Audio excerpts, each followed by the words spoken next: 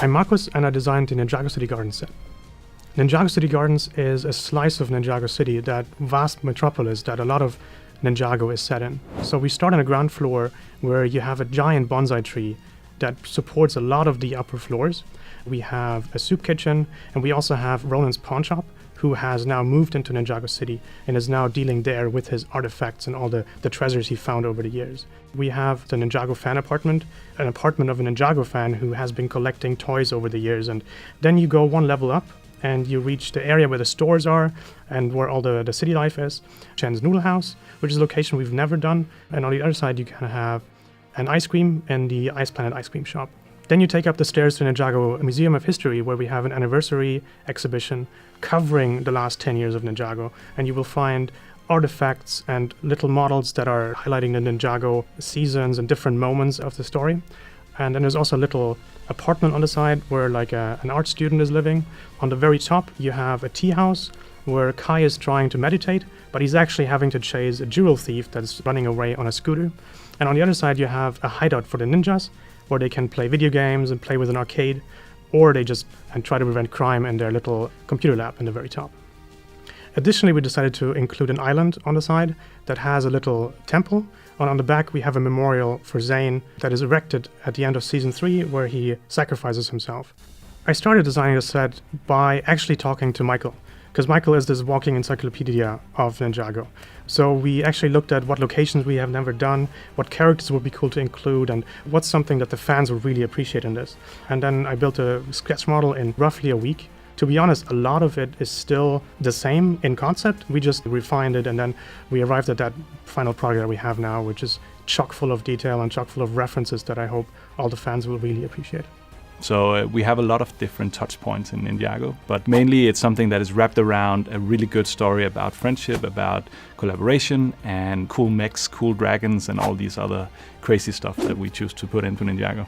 The set comes with 18 minifigures. You get all the ninjas. 2 of them are in costume. You get Kai and Zane in their costumes. You will get Jay and Nia, who are about to go on a date, so they're in civil clothing. You have Cole playing video games on the very top, and you have Lloyd in his appearance of the very first season where he's still a child. We finally introducing Mechanic as a minifigure. He of course has a henchwoman, and then there is an array of civilians that are just bringing life to the city. For the 10 years of Ninjago, what we have done is in product try to celebrate the 10 years by putting in a unique golden character into each of the sets that is coming out for our lineup. So each of the set have a golden figure you can collect, and hopefully in the end, if you wanted to, you would have a full range. In the city that we're coming out with, we will have a golden woo that is then like the crown on that collection in the end. There's of course a lot of stuff hidden in there, but amongst my favorites is probably replica of the Erjitsu Temple, which is a set we did many years ago and is a fan favorite.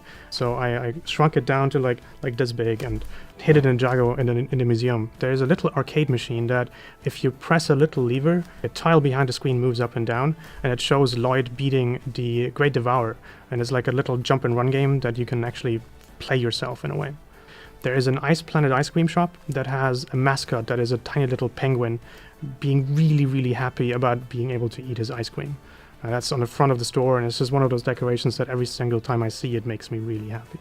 I think what we have created with the first Ninjago City and build on, that is something that is really unique to what we're doing. We created something really new here and something that is just setting the standard of what Ninjago City could be, basically. You start building Ninjago City by starting with the basement.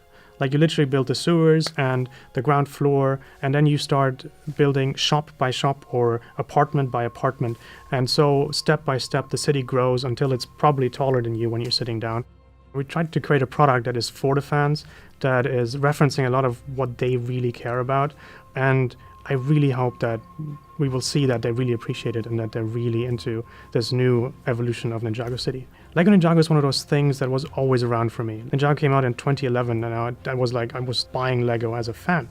And seeing it nowadays, 10 years later, and still going strong and being bigger than ever, and then being able to work on it and looking back to me buying it 10 years ago and now being able to design that for the new generation of Ninjago fans it's very gratifying, and I'm looking forward to the many years that are still to come.